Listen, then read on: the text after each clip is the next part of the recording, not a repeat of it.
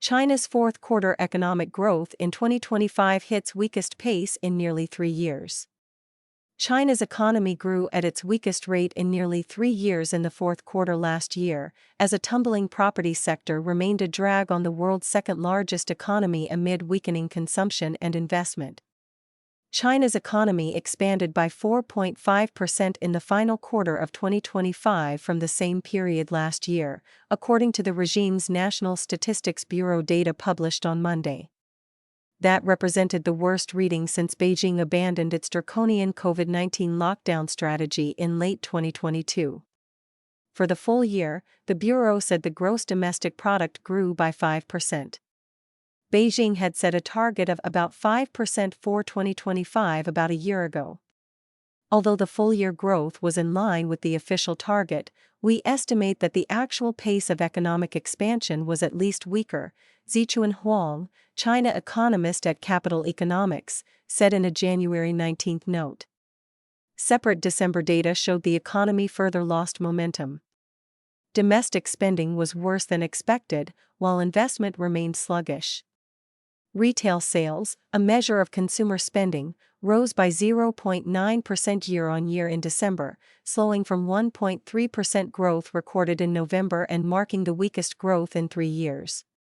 Economists polled by Reuters had expected a 1.2% increase. Fixed asset investment, which measures long-term capital spending on physical assets such as land, ports, rail, and factories, shrank by 3.8% for the full year in 2025. The regime's Statistics Bureau doesn't release single-month FAI data, but the year-to-date reading already pointed to a sharp decline. In 2024, the FAI expanded by 3.2%. That is also the first time in nearly 30 years that the annual FAI has fallen into the red. In contrast, factory output continues to expand amid strong exports. Industrial production grew by 5.2% from a year earlier, accelerating from a 4.8% increase recorded in November and beating economists' forecasts of a 5% growth. The engine of the country's economy now lies in exports. For the full year of 2025, net exports of goods and services contributed 32.7% to China's economic growth, Kang Yi, head of the National Bureau of Statistics, said at a briefing in Beijing after releasing the economic figures. Shipments to the key U.S. market recorded double-digit declines for 9 straight months last year due to additional tariffs imposed by the Trump administration aimed at curbing the deadly flow of fentanyl and rebalancing trade, among other reasons. China could now face an additional 25% U.S. tariff, following President Donald Trump's recent threats to impose extra duties on all countries doing business with Iran, of which China is the largest trading partner and oil purchaser. As domestic demand remains sluggish, Chinese exporters have sought to divert an influx of goods facing levies in the United States to other overseas markets, such as Africa and the European Union. As a result, China's Customs Administration last week reported that the country accumulated its largest-ever trade surplus of nearly $1.2 trillion in 2025. It's hard to imagine how the trade surplus could continue to expand at this clip indefinitely into the future, if only because that would incur a wider protectionist backlash abroad, Christopher Better, economist at Gavkal Dragonomics, said on Monday. Foreign governments and global organizations such as the International Monetary Fund have encouraged Beijing to reduce its reliance on debt-driven exports and shift to a consumption-led model. Chinese authorities have also repeatedly pledged to prioritize boosting domestic consumption and, so far, have rolled out related policies, including a consumer goods subsidy scheme and welfare measures such as child care or tuition support.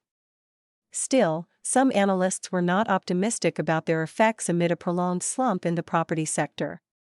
Unless policy pivots more decisively towards households and consumption, growth is likely in the low 4s to mid-4s in 2026, said Charuchanana, chief investment strategist at Saxo in Singapore. Persistent housing crisis. The latest data released on Monday pointed to a sustained downturn in the property market.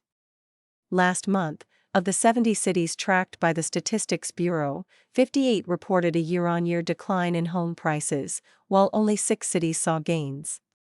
On an annual basis, prices dropped by 2.7% in December, quickening from a 2.4% fall in the previous month and marking the fastest decline in 5 months. For the full year, property investment slumped by 17.2%, worsening from a 10.6% decline recorded in 2024. The continued weakness in the property sector is broadly in line with our expectations and is likely to remain a major drag on China's growth over the next 2 to 3 years, said Jeff Zhang, an equity analyst at Morningstar. China's official statistics have long faced questions over their veracity, partly because of the ruling Communist Party's record of concealing data deemed harmful to its image. Other incentives to manipulate data include local officials' pursuit of promotion, as economic figures remain a key measurement of their performance. One of the latest consultancy firms to question the very size of China's economy was Rhodium Group, which estimated that the country's growth was overstated by at least 2/3.